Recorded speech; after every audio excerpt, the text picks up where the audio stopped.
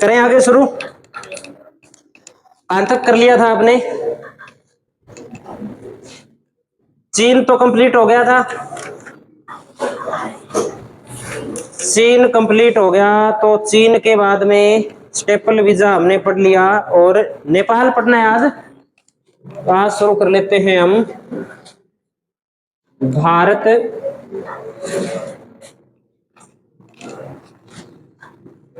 नेपाल सीमा।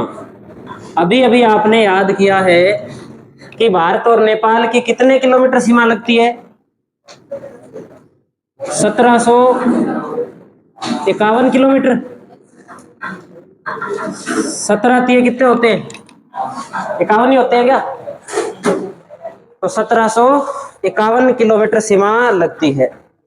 और नेपाल का मैप अपने देखें तो नेपाल की समुद्र के साथ सीमा कितने किलोमीटर लगती है?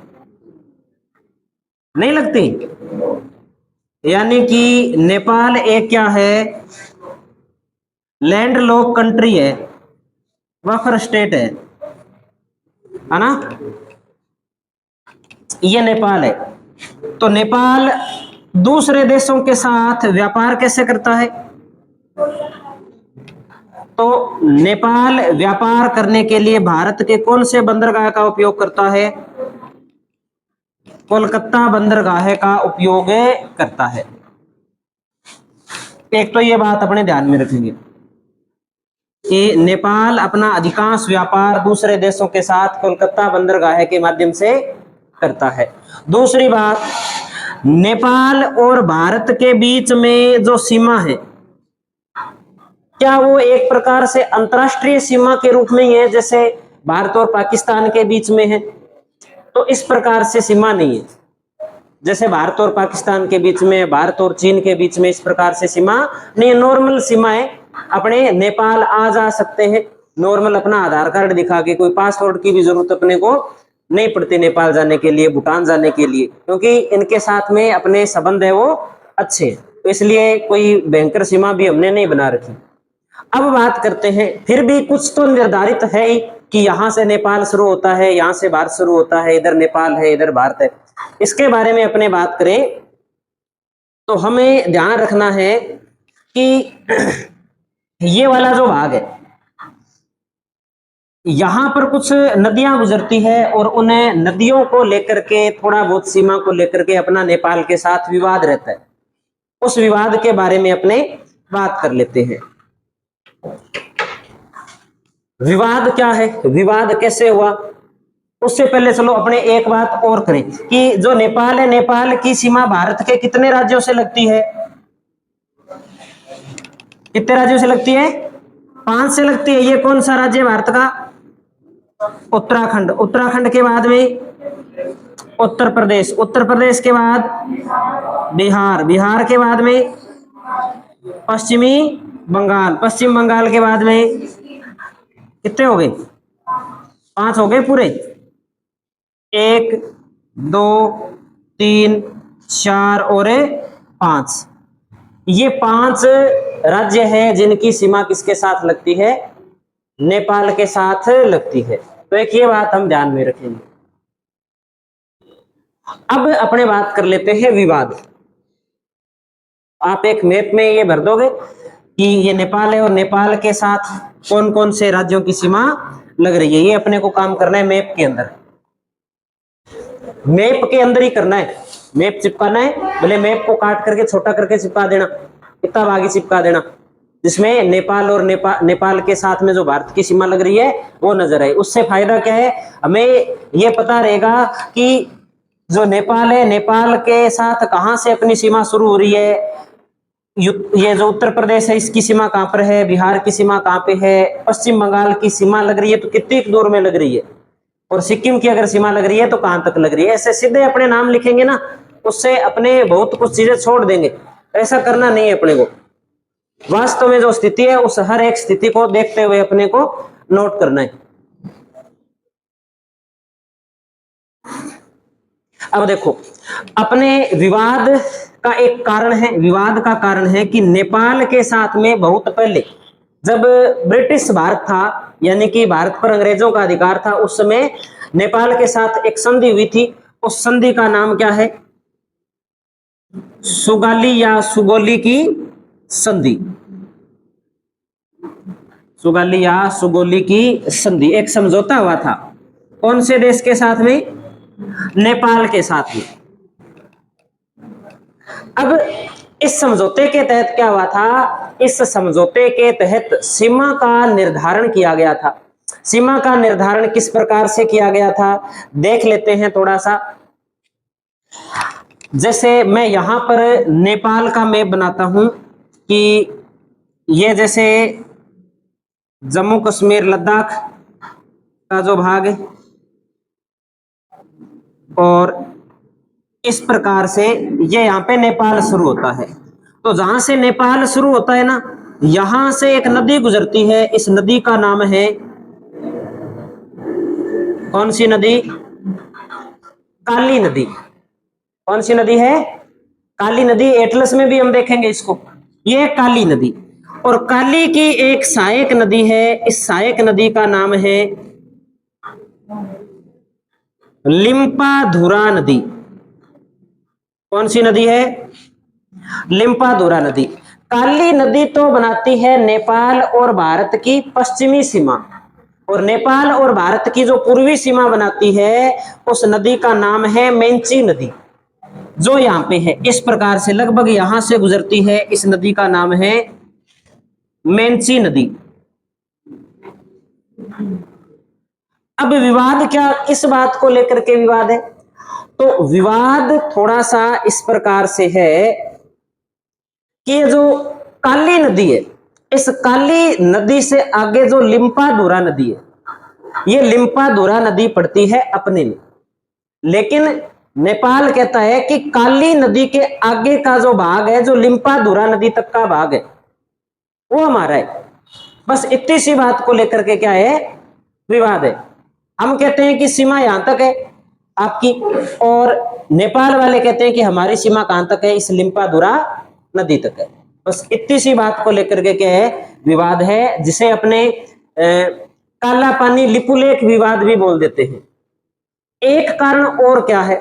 एक कारण और है कि यहां पर कुछ दर्रे हैं, माना, नीति, लिपुलेख, इस प्रकार से दर्रे हैं। दर्रे का मतलब होता है पहाड़ के बीच एक नीचा भाग, जहां से उस पहाड़ को पार किया जा सके। तो ये माना, नीति और लिपुलेख दर्रे हैं। इससे अपने जाते हैं इधर कैलाश पर्वत के अंदर। कैलाश पर्वत में कौन रहते हैं?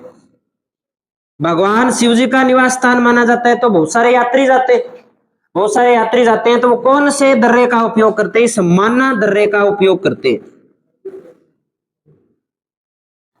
माना दर्रा का क्या करते हैं? उपयोग करते हैं। तो नेपाल के मन में कहीं ना कहीं ये बात है कि माना दर्रा किसके नियंत्रण में आना चाहिए? नेपाल के नियंत्रण में आना चाहिए। तो एक ये बात है जिसको लेकर के हमारा नेपाल के साथ में विवाद है। नेपाल के साथ में जो संधि हुई है उसे सुगाली या सुगोली की संधि के नाम से जानते हैं। विवाद है, उस विवाद को अपने नाम दे सकते हैं लिपुलेख,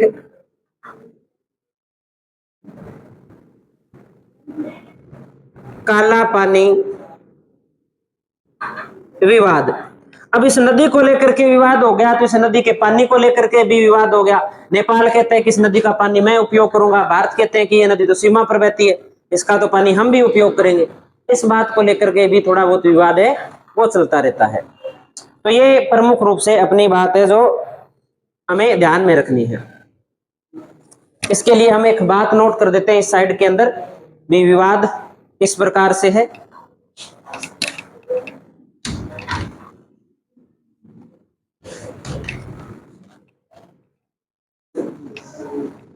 नेपाल अपनी सीमा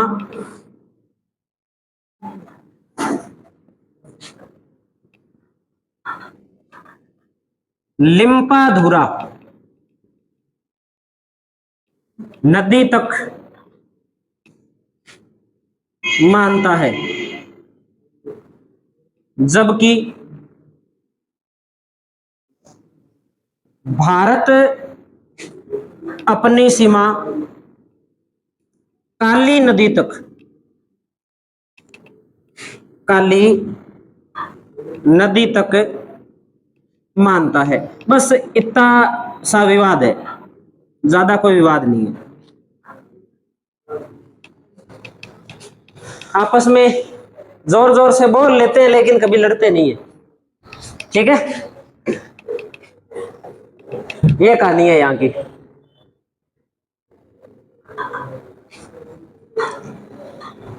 और ऐसे छोटे छोटे विवादों का जो फायदा है वो चीन उठाता है।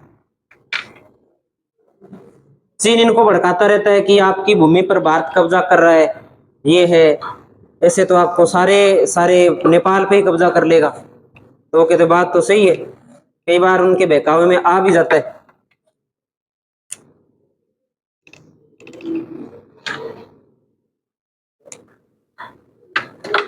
अब देखें क्या नदी थोड़ी सी इसमें दिखा रखी है क्या। तिब्बत पर चीन का अधिकार है। वैसे स्वतंत्र अलग राज्य था, देश था अलग।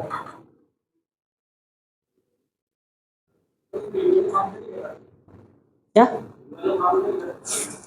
यूएनओ यूएनओ जो कमजोर होते हैं ना उन्हीं पे काम करता है। मजबूत देशों पर यूएनओ की भी नहीं चलती। रूस पे चल रही है क्या यूएनओ की? देखा था आपने क्या क्या कुछ किया है? इतना लंबा चौड़ा युद्ध चल रहा है, यूक्रेन को लगभग तबाह कर दिया, कुछ किया? तो फिर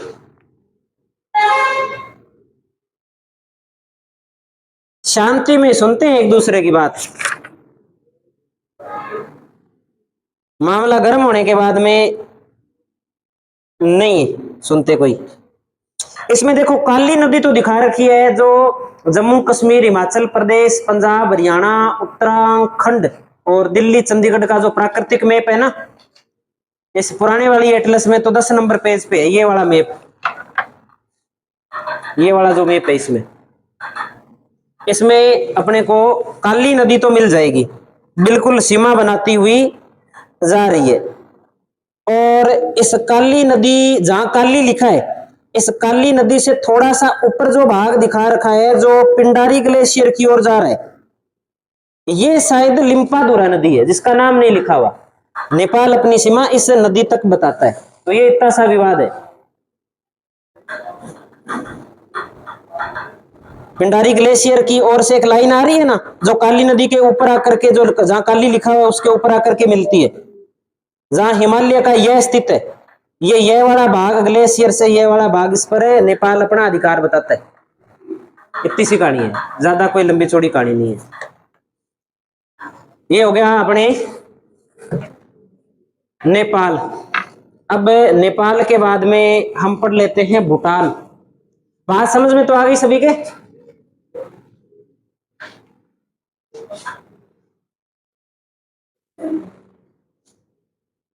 इधर वाला कर दे साहब।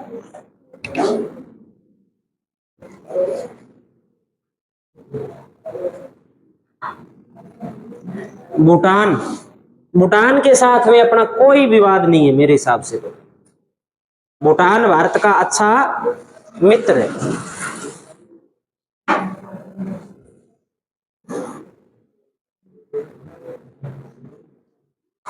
भारत भूटान सीमा कितने किलोमीटर सीमा लगती है? अभी लिखा था ना रट्टा लगा के 699।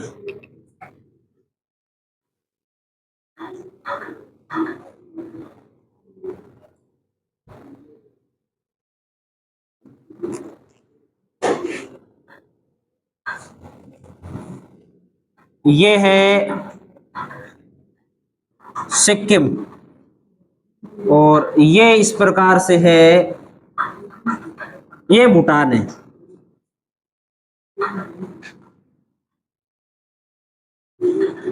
तो पहले तो हम देखते हैं भूटान के साथ भारत के कितने राज्यों की सीमा लग रही है।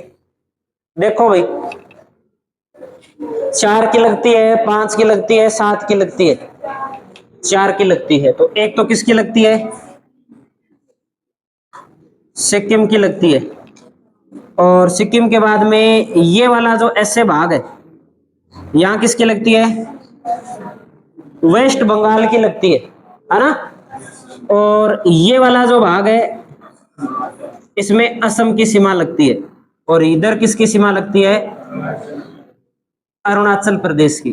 कई बार क्या हम मैप नहीं देखते ना सही ढंग से, तो हमारे दिमाग में ऐसे रहता है कि पश्चिम बंगाल की सीमा से इसके भूटान से थोड़ी लगती है। दिमाग कैसे कहता है? क्योंकि जब हम मैप नहीं देखते तब जो सीन होता है वो आगे का अंधा होता है, अपने को ऐसे लगता है, दिखाई नहीं देता अपने को, ऐसे लगता है कि ये बांग्लादेश हो गया, पश्चिम बंगाल किधर रह गया, उधर थोड़ी जाएगा। सिक्किम से, पहली बात तो सिक्किम से ही नहीं लगाते, दिमाग के अंदर जाती नहीं बात, लेकिन वास्तविकता है वो थोड़ी अलग है, तो ये हमें ध्यान रखना है। तो एक तो ये काम कर देंगे। अभी कितने राज्य है? 4 राज्य है जो भूटान के साथ में सीमा बनाते हैं।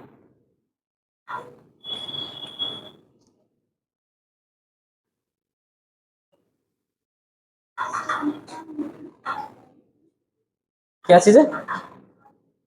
नेपाल में काली नदी नहीं मिली आपको? वो आप मैप निकालो, इसके अंदर वो जम्मू कश्मीर शुरू में निकालो, पहला पेज निकालो जहां इंडेक्स दी हुई है, वहां देखो आप, इसमें लिखा होगा जम्मू कश्मीर, हिमाचल प्रदेश, उत्तराखंड का प्राकृतिक मैप लिखा रखा है। कितने नंबर पेज पे उनको बताना?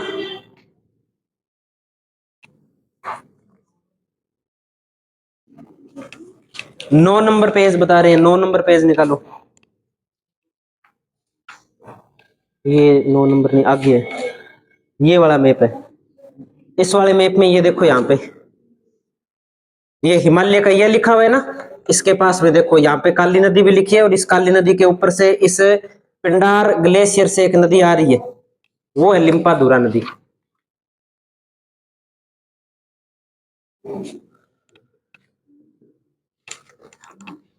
तो भूटान में हमें इतना ही करना है, और कोई बात भूटान में नहीं करनी। भूटान में ज्यादा लिखना चाहो तो एक बात लिख सकते हो कि भूटान है ये प्रसन्नता सूचकांक जारी करता है।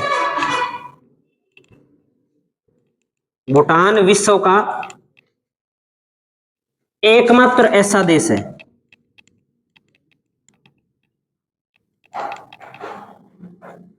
जो प्रसन्नता सूचकांक जारी करता है। प्रसन्नता सूचकांक जारी करता है। भाई भूटान के लोग कितने खुश हैं, और ऐसा करने वाला विश्व का एकमात्र देश कौन सा है? तो भूटान है।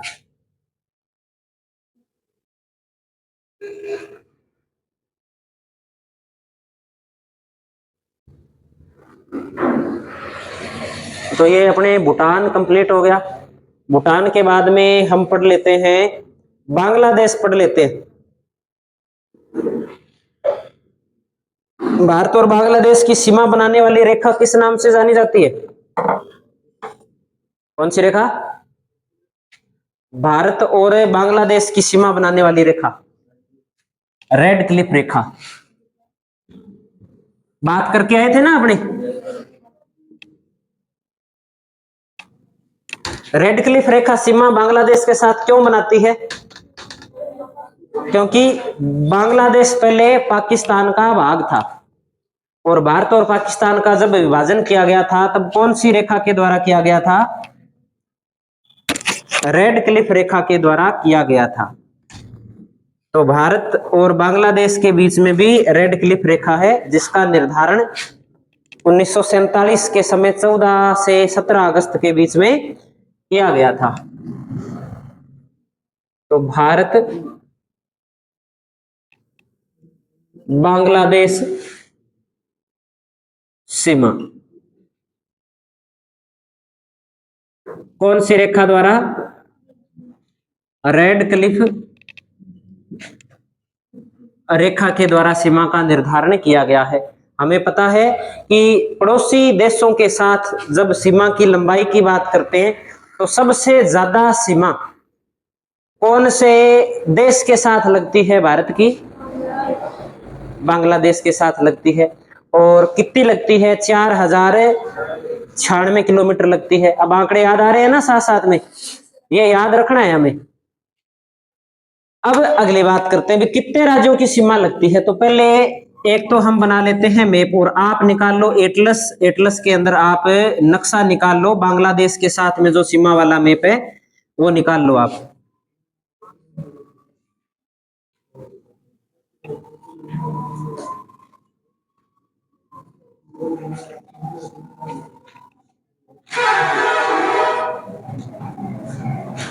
ये वाला जो भाग है ना, ये बीच वाला भाग, ये बांग्लादेश है। ये सारा का सारा यहां तक बांग्लादेश है।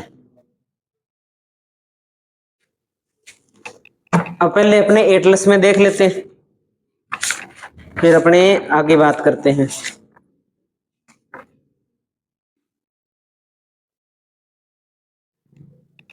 अब ये यहां से लेकर के बंगाल की खाड़ी से लेकर के हम बात करें, इधर ये आ गया असम। असम तक अकेला पश्चिम के अंदर से, पश्चिम और उत्तर में अधिकांश सीमा बनाने वाला एकमात्र राज्य कौन सा है?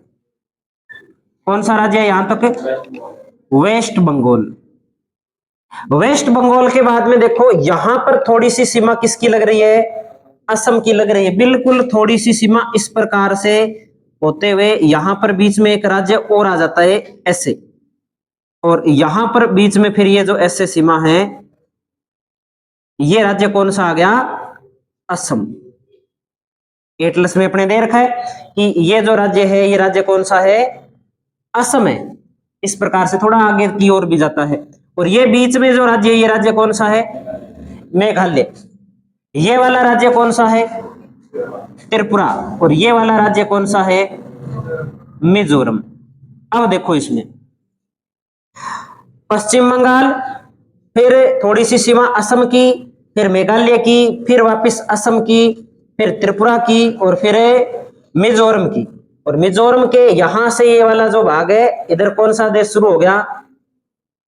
बर्मा या म्यांमार देश शुरू हो गया। ठीक है, ये यहां से इस स्थान से इधर वाला जो देश है वो कौन सा है? म्यांमार, जिसे प्राचीन समय के अंदर बर्मा के नाम से जाना जाता था। और ये वाला देश है बांग्लादेश।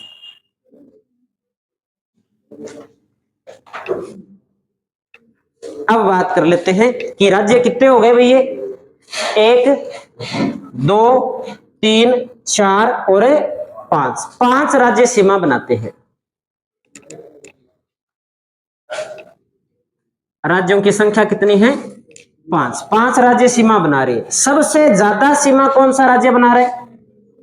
पश्चिम बंगाल बना रहे, हम बात करके आ चुके हैं। सबसे कम सीमा कौन सा राज्य बना रहे? असम बना रहे, यह भी हमने बात कर ली। अब अपने क्या विवाद है बांग्लादेश के साथ?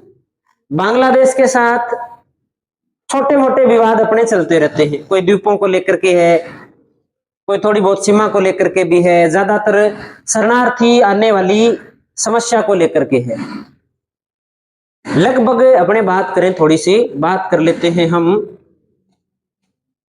1947 में भारत और पाकिस्तान अलग हुए, और पाकिस्तान 2 भागों में था। एक तो मुख्य पाकिस्तान, जिसे पश्चिमी पाकिस्तान बोलते थे, और एक पूर्वी पाकिस्तान, जिसे वर्तमान में बांग्लादेश बोलते हैं।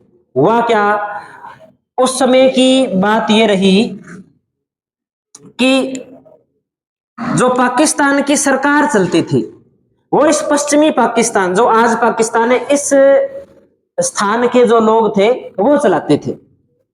और यहां के लोगों को प्रमुख रूप से कोई स्वायत्तता नहीं दी गई थी। यहां तक कि इनकी भाषा की भी स्वायत्तता नहीं थी। इधर वाले पाकिस्तान की भाषा इनके द्वारा क्या रखी गई थी? उर्दू। लेकिन यहां भी मुस्लिम लोग रहते थे, इन्हें उर्दू नहीं आती थी। इन्हें क्या आती थी? इन्हें तो बंगाली आती थी। इनकी भाषा क्या थी? बंगाली थी। तो पहला भेदभाव तो यहीं से शुरू हो गया इनके साथ में भी। उनकी भाषा बंगाली है, इनकी भाषा अलग है, उनका कल्चर अलग है, इनका कल्चर अलग है। फिर ये वाला क्षेत्र ज्यादा विकसित था, गंगा नदी का डेल्टा बनता है, ब्रह्मपुत्र नदी का डेल्टा बनता है बांग्लादेश के अंदर, चावल ज्यादा मात्रा के अंदर होती है, जूट ज्यादा मात्रा के अंदर होती है, फसलों का उत्पादन अच्छा होता है। इधर क्या था, इधर ये जो पंजाब और सिंध प्रांत वाला काम तो ठीक था, इसके अलावा पाकिस्तान में कुछ था ही नहीं इधर। तो यहां से आर्थिक लाभ ज्यादा उठाते, यहां से जो भी इनकम होती उस इनकम को यहां से कहां ले आते, यहां ले आते, और उस पैसे से इधर वाले भाग में पाकिस्तान में विकास करते। यहीं के लोगों की सरकार बनती, वहां के लोगों की सरकार नहीं बनती। अब एक बार क्या हुआ, यहां के लोगों ने जैसे तैसे करके इधर पाकिस्तान में आके अपनी सरकार बना ली।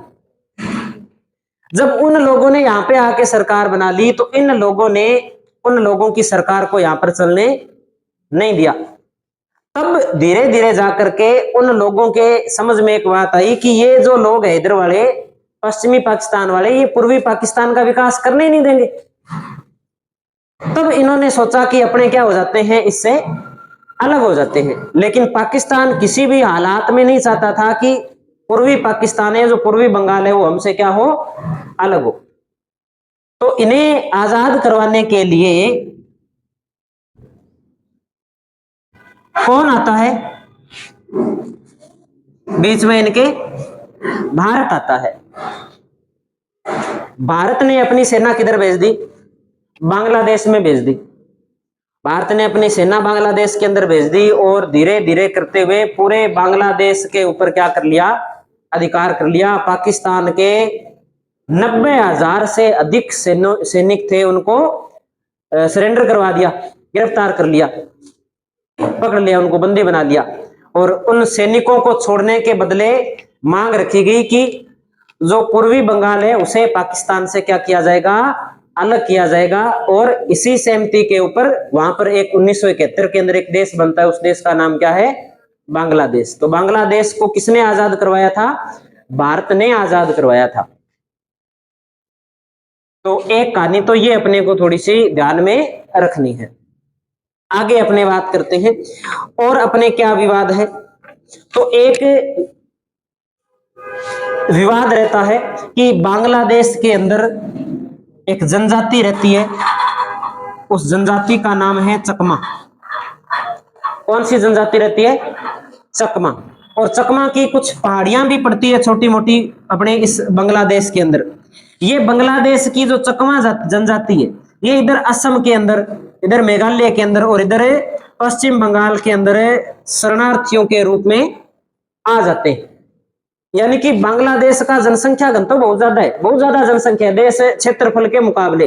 तो वहां पे रोजगार नहीं है, वो रोजगार पाने के लिए कहाँ जाते हैं, भारत में आकर के बसने लग जाते हैं। ये 1971 से पहले से ही चला रहा है। इसी समस्या का निजात पाने के लिए तो हमने इस बांग्लादेश को क्या करवाया था, अलग करवाया था। लेकिन फिर भी वो जो समस्या है शरणार्थियों वाली, वो हल नहीं हुई। आज भी बांग्लादेश से शरणार्थी है वो भारत के अंदर और असम के अंदर आकर के रह रहे। तो एक समस्या है चकमा शरणार्थी समस्या, एक ये बात में ध्यान रखनी है। फिर पिछले सालों के अंदर आपने देखा होगा कि एक सीमा को लेकर के हमने थोड़ा सा चेंज किया था, जिसे अपने जानते हैं 3 बीघा गलियारा। भूमि का क्या किया गया था, आदान प्रदान किया गया था। कुछ भूमि जो मान लो ऐसे भूमि है जो बांग्लादेश की ओर निकली हुई थी, ये हमने बांग्लादेश को दे दी। और कुछ ऐसी भूमि थी जो बांग्लादेश की भारत के अंदर लग रही थी, वो भूमि हमने रख ली बांग्लादेश से। तो इस प्रकार से हमने क्या किया था, थोड़ा सा भूमि का आदान प्रदान किया था, जिसे अपने 3 बीघा गलियारा के नाम से या 3 बीघा समझौते के नाम से भी अपने इसे जानते हैं। ये बात भी अपने को ध्यान रखनी है। और एक आपको और क्या बात ध्यान रखनी है, एक बात आपको ध्यान रखनी है,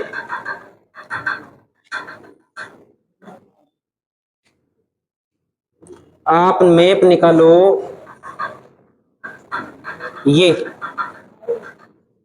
ये वाला जो मैप है ना, इस मैप को जब अपने देखते हैं, इस मैप को जब हम देखते हैं तो ये नेपाल है और ये कौन सा देश है, बांग्लादेश है। और नेपाल और बांग्लादेश के बीच में ये जहां दुआर लिखा हुआ है, जलाईपुड़ी लिखा हुआ है, जलाईपुड़ी से पश्चिम का जो भाग है, ये वाला भाग है वो बिल्कुल संकरा भाग है भारत का, बिल्कुल संकरा, यानी कि 10-12 किलोमीटर के आसपास चौड़ा होगा ये, कितना की चौड़ाई। अगर इस स्थान पर कोई भी देश अधिकार कर ले तो इस पूर्वोत्तर भारत का जो कनेक्शन है वो मुख्य भारत से क्या हो जाएगा, कट हो जाएगा। इस भाग को बोला जाता है चिकन नेक। क्या बोला जाता है, चिकन नेक।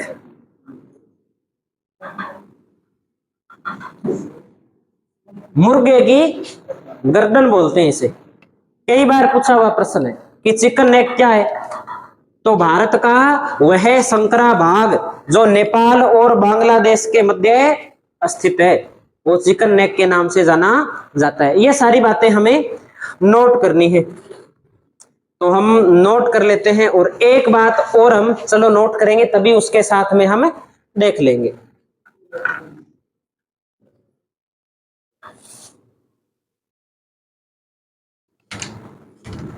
तो सबसे पहले हम 3 बीघा गलियारा पढ़ लेते हैं।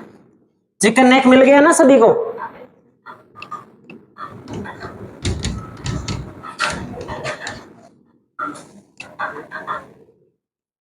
3 बीघा गलियारा,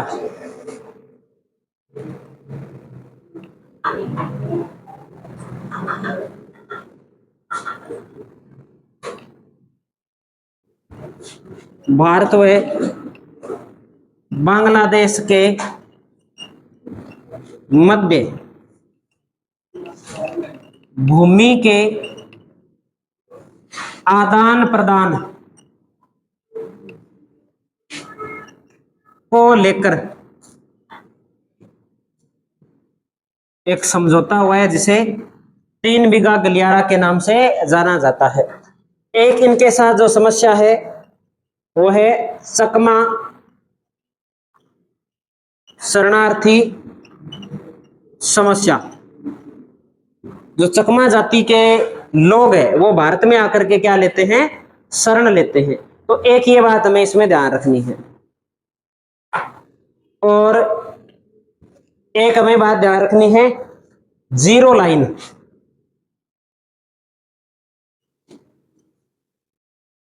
जीरो लाइन बांग्लादेश और त्रिपुरा, ये वाली जो सीमा है बांग्लादेश और त्रिपुरा के बीच की जो सीमा निर्धारित की गई है इसे किस नाम से जानते हैं, जीरो लाइन के नाम से जानते हैं। तो लिखेंगे बांग्लादेश व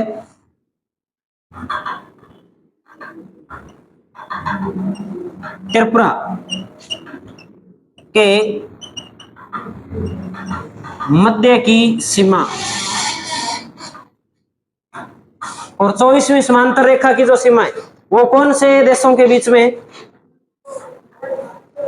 भारत और पाकिस्तान के बीच में। कहां पर, सर क्रीक के पास में। वो भी बात हमें ध्यान रखनी है।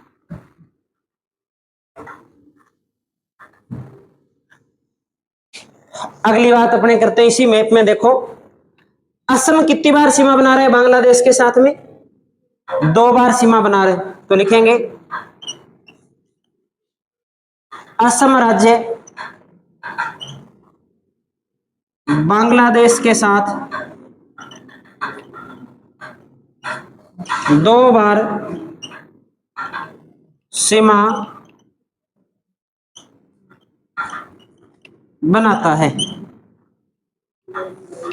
और क्या बात ध्यान रखेंगे, त्रिपुरा राज्य, त्रिपुरा राज्य के कितने और बांग्लादेश है, 3 और बांग्लादेश है। तो त्रिपुरा राज्य के, या ऐसे लिख सकते हैं त्रिपुरा राज्य तीनों ओर से, तीनों ओर से बांग्लादेश से घिरा है।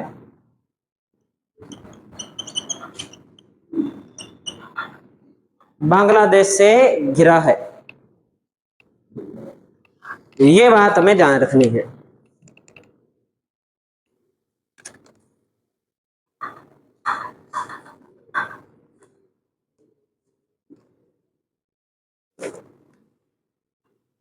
क्या टाइम हो गया?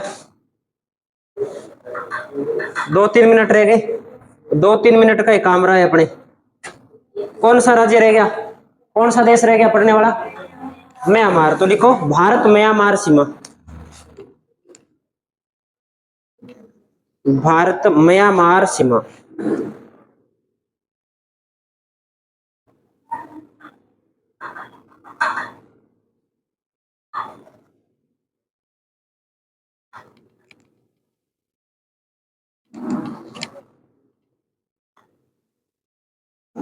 कितने किलोमीटर सीमा है म्यांमार के साथ? 1648 है, 43 है।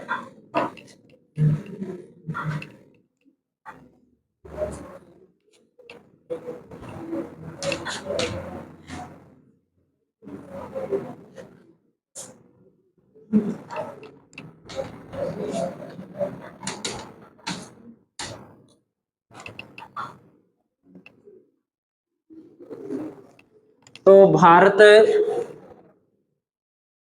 म्यांमार सीमा।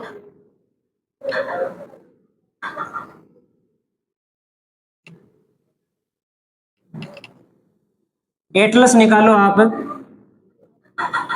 और एटलस में यही जो राजनीतिक मैप है ये निकालना है, या राजनीतिक तो हमने देख रखा है, आप निकाल लो वो क्या बोलते हैं इसे, भौतिक मैप, प्राकृतिक मैप। देखो इस भौतिक या प्राकृतिक मैप ये वाला है, इसके अंदर हमें जो बात देखनी है वो ये देखनी है कि ये वाला, देखो ये वाला जो भाग है ना जिसमें हिमालय लिखा हुआ है, ये इधर चीन लिखा हुआ है, ये तो है हिमालय, और यहां से हिमालय ऐसे मुड़ जाता है, मोड़ पड़ जाता है हिमालय के अंदर, और यहां से लेकर के यहां एक स्थान अपने देखें, मिसमी पहाड़ी दिखा रखी है,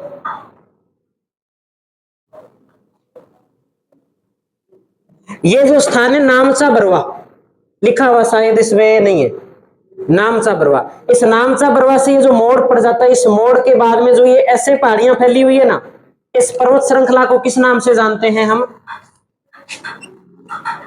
अराकान योमा पर्वतमाला। कौन सी पर्वतमाला है? अराकान योमा पर्वतमाला। तो कई बार पूछ लिया जाता है कि भारत और म्यांमार की सीमा कौन सी पर्वत श्रृंखला से या पर्वतमाला से निर्धारित की जाती है? तो कौन सी पर्वतमाला है? अराकान योमा पर्वतमाला। और इस अराकान योमा पर्वतमाला को हम भौतिक प्रदेश के अंदर डिटेल से पढ़ेंगे। एक बार के लिए हमें इतना ध्यान रखना है। दूसरी बात जो हमें ध्यान रखनी है सीमा को लेकर के, ये है अरुणाचल प्रदेश। यहां पर जो राज्य है इसका नाम है नागालैंड। नागालैंड के बाद में है मणिपुर, और मणिपुर के बाद में है मिजोरम। त्रिपुरा के साथ सीमा लगती है क्या? अरुणाचल प्रदेश की त्रिपुरा के साथ में सीमा। देखो ये वाला मैप कहां तक लगती है? यहीं तक लगती है। त्रिपुरा कहां रह गया? यहां रह गया, तो सीमा नहीं लगती। नहीं लगती तो कितने राज्य? 4 राज्य, अरुणाचल प्रदेश, नागालैंड, मणिपुर और मिजोरम। ठीक है, तो ये हमें ध्यान रखने। इसे आप ऐसे भी याद कर सकते हो, अरुणा, कैसे याद करते हैं? मामी। अरुणाचल प्रदेश, नागालैंड, मणिपुर और मिजोरम, इस प्रकार से आप याद कर सकते हो। तो ये राज्य है। समस्या है क्या कोई अपनी इनके साथ में? तो एक समस्या है रोहिंग्या शरणार्थी। रोहिंग्या एक जनजाति है जिसे म्यांमार से निकाला जा रहा है। जब उसे म्यांमार से निकाला जाता है तब वो इन भागों के अंदर प्रवेश करती है, यहाँ शरण लेने का प्रयास करती है। तो ये अपने भारत में आती है जनजाति। तो यहाँ की इनके साथ जो म्यांमार के साथ अपनी समस्या है वह रोहिंग्या शरणार्थी समस्या। इतनी बात याद रखनी कि रोहिंग्या शरणार्थी समस्या कौन से देश के साथ में है? म्यांमार देश के साथ में। ये नोट करना है अपने को।